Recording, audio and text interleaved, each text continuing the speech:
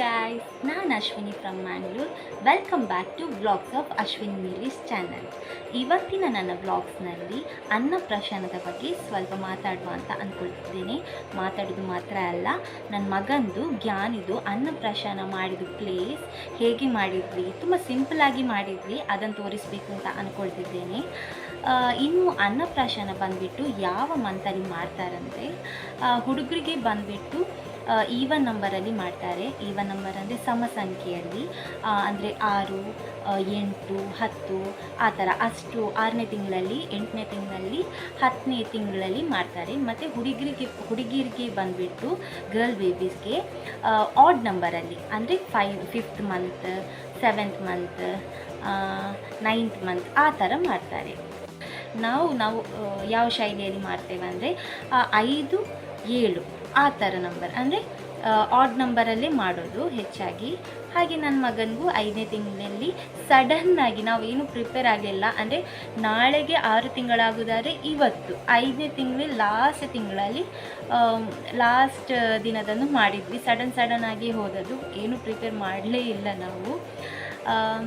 ಹಾಗೆ ನಾವು ಕಟೀಲು ದುರ್ಗಾ ಪರಮೇಶ್ವರಿ ದೇವಸ್ಥಾನ, ಅಲ್ಲಿ ಹೋಗಿ ಅನ್ನಪ್ರಾಶನ ಮಾಡಿದ್ದು.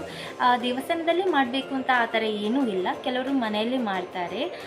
ಗೇಮ್ ಥರ ಎಲ್ಲ ಮಾಡಿಬಿಟ್ಟು ಬೇಬಿ ಹತ್ರ ಕೆಲವೆಲ್ಲ ಫುಡ್ ಐಟಮ್ಸ್ ಅಥವಾ ಚಾಕ್ಲೇಟ್ಸ್ ಅಥವಾ ಗೋಲ್ಡ್ ಅಥವಾ ಬೇರೆ ಆಟಿಕೆ ಏನಾದರೂ ಇದರಲ್ಲಿಟ್ಟು ಮಗು ಯಾವುದರ ಹತ್ತಿರ ಹೋಗ್ತದೆ ಅದೆಲ್ಲ ನೋಡ್ತಾರೆ. ಆ ಥರ ಆಡಂಬರ ಏನು ಮಾಡಲಿಕ್ಕೆ ಹೋಗಲಿಲ್ಲ. ನಾವು ಡೈರೆಕ್ಟಾಗಿ ದೇವಸ್ಥಾನಕ್ಕೆ ಹೋಗಿಬಿಟ್ಟು ದೇವರ ಆಶೀರ್ವಾದದೊಟ್ಟಿಗೆ, ದೇವರ ಒಂದು ಪ್ರಸಾದದೊಟ್ಟಿಗೆ ಮಗುವಿನ ಅನ್ನಪ್ರಾಶನವನ್ನು ಸ್ಟಾರ್ಟ್ ಮಾಡಿದ್ವಿ ನಾವು.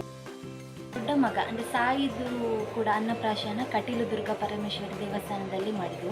ಇನ್ನು ದುರ್ಗಾ ಪರಮೇಶ್ವರಿ ದೇವಸ್ಥಾನದಲ್ಲಿ ಎಲ್ಲಿ ಅನ್ನಪ್ರಾಶನ ಮಾಡ್ತಾರೆ ಅಂದರೆ, ದೇವಸ್ಥಾನದ ಒಳಗಡೆ ಅಲ್ಲ, ಅಂದರೆ ಅಲ್ಲಿ ಆವರಣ ಇರ್ತದಲ್ಲ, ಎಂಟ್ರಿ ಆದ ನಂತರ ಒಂದು ಆವರಣ ಇರ್ತದೆ ದೊಡ್ಡದಾಗಿ, ಅಲ್ಲಿ ಮಾಡೋದು. ಸಾರ್ವಜನಿಕ ಅಂದರೆ ಎಲ್ಲರೂ ಒಟ್ಟಿಗೆ ಮಾಡ್ತಾರೆ, ಒಬ್ಬೊಬ್ಬರಿಗೇನು ಸಪ್ರೇಟಾಗಿ ಮಾಡಲ್ಲ.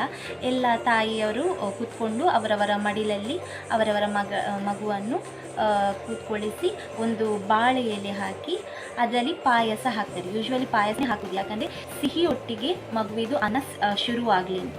ವೆಲ್ ಕುಕ್ಡ್ ರೈಸ್ ಅಂದರೆ ಸರಿಯಾಗಿ ಬೆಂದ ಅಕ್ಕಿ, ಅದು ಸಿಹಿಯಿಂದ ಕೂಡಿದ ಪಾಯಸ ಅಂತ ಅದಕ್ಕೇ ಹೇಳೋದು.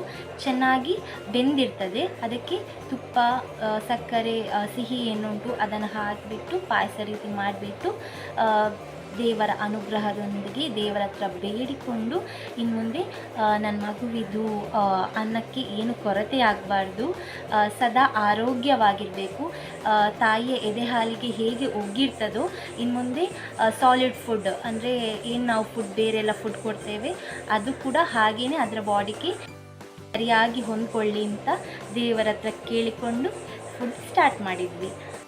ಬನ್ನಿ ವೀಕ್ಷಕರೇ, ಹಾಗಾದರೆ ನಾವು ಕಟೀಲು ದೇವಸ್ಥಾನದಲ್ಲಿ ನನ್ನ ಮಗುವಿನ ಅನ್ನಪ್ರಾಶನ ಮಾಡಿದ್ದು ವಿಡಿಯೋಗಳನ್ನು ನೋಡೋಣ. ಕಟೀಲು ಶ್ರೀ ದುರ್ಗಾ ಪರಮೇಶ್ವರಿ ದೇವಸ್ಥಾನದ ಒಳಾಂಗಣ ಇದು. ಇಲ್ಲಿ ಕೂತು ಮಗುವಿಗೆ ಅನ್ನಪ್ರಾಶನ ಮಾಡಿದ್ವಿ. ನಾನು ಕೂಡ, ನಮ್ಮ ಯಜಮಾನರು ಹಾಗೂ ಮಗು ಮೂವರು ಕೂಡ ಬಿಳಿ ಬಣ್ಣದ ಡ್ರೆಸ್ಸೇ ಹಾಕಿದ್ವಿ. ಮಗುವಿಗೆ ಪಂಚೆ ಉಡಿಸ್ಬೇಕು ಅಂತ ಆಸೆ ಇತ್ತು. ಅದು ರಾಮರಾಜ್ ಅವ್ರದ್ದು ಅಂಟಿಸ್ಕೋ ಕಟ್ಕೋ ಪಂಚೆ ಬರ್ತದಲ್ಲ, ಬಟ್ ಸಡನ್ ಪ್ಲ್ಯಾನ್ ಆಗಿದ್ದರಿಂದ ಆಗಲಿಲ್ಲ. ನಾನಂತೂ ಓಣಂ ಸಾರಿ ಹಾಕಿದ್ದೆ, ನಂಗೆ ತುಂಬ ಇಷ್ಟ ಅದು ಸಾರಿ. ಅದಕ್ಕೋಸ್ಕರ ಹೇಗೂ ದೇವಸ್ಥಾನಕ್ಕೆ ಹೋಗೋದಲ್ಲ ಅಂತ. ನನ್ನ ಮಗನಿಗಂತೂ ತುಂಬ ಖುಷಿಯಾಗಿತ್ತು ಅಲ್ಲಿ ಹೋಗಿ. ಅಲ್ಲಿಂದ ದೊಡ್ಡ ಫ್ಯಾನ್ ಇದೆ ಅಂಗಳದಲ್ಲಿ, ಅದನ್ನು ನೋಡಿಬಿಟ್ಟು ನಗು ಅವನಿಗೆ. ನೋಡಿ, ಫೋಟೋ ತೆಗೆಯುವಾಗ, ವಿಡಿಯೋ ತೆಗೆಯುವಾಗ ಎಲ್ಲದಕ್ಕೂ ನಗುತ್ತಾ ಇದ್ದ. ಅವನಿಗೆ ವೀಡಿಯೋಸ್ ತೆಗೆಯೋದೆಲ್ಲ ಅಂದರೆ ತುಂಬ ಇಷ್ಟ. ಮತ್ತು ನಮ್ಮ ಫ್ಯಾಮಿಲಿ ಅಂದರೆ ಒಬ್ಬೊಬ್ಬರೇ ಬಂದು ಅನ್ನಪ್ರಾಶನ ಮಗುವಿಗೆ ತುತ್ತು ಸ್ವಲ್ಪ ಕೊಡಲಿಕ್ಕೆ ಉಂಟು. ಹಾಗೆ ಎಲ್ಲರೂ ಬಂದು ಕೊಡ್ತಾ ಇದ್ದರು. ಮತ್ತು ಅಲ್ಲಿ ಒಂದು ಆನೆ ಇದೆ. ಆ ಆನೆ ನೋಡಿಬಿಟ್ಟು ಏನಪ್ಪ ಇದು ಅಂತ ಅಂದ್ಕೊಂಡಿದ್ದ ನನ್ನ ಮಗ. ಅಲ್ಲಿ ಹೋಗಿ ಆನೆ ಕೈಯಿಂದ ಕೂಡ ಆಶೀರ್ವಾದ ತಗೊಂಡ್ವಿ. ಇವತ್ತಿನ ನನ್ನ ಬ್ಲಾಗ್ ನಿಮಗೆಲ್ಲರಿಗೂ ಇಷ್ಟ ಆಗಿದೆ ಅಂತ ಅಂದ್ಕೊಳ್ತಿದ್ದೀನಿ. ನನಗೆ ಇನ್ನೂ ಈ ಥರದ ಹೊಸ ವ್ಲಾಗ್ಸ್ ಮಾಡಲಿಕ್ಕೆ ನಿಮ್ಮ ಸಪೋರ್ಟ್ ನನಗೆ ಬೇಕೇ ಬೇಕು. ಅದಕ್ಕಾಗಿ ನನ್ನ ವಿಡಿಯೋವನ್ನು ಲೈಕ್ ಮಾಡಿ, ಶೇರ್ ಮಾಡಿ ಹಾಗೂ ಸಬ್ಸ್ಕ್ರೈಬ್ ಮಾಡಿ. ಮತ್ತು ನಿಮಗೆ ನೋಟಿಫಿಕೇಷನ್ ಬರಬೇಕಂದ್ರೆ ಬೆಲ್ ಐಕಾನನ್ನು ಪ್ರೆಸ್ ಮಾಡಲಿಕ್ಕೆ ಮರಿಬೇಡಿ. Thank you guys.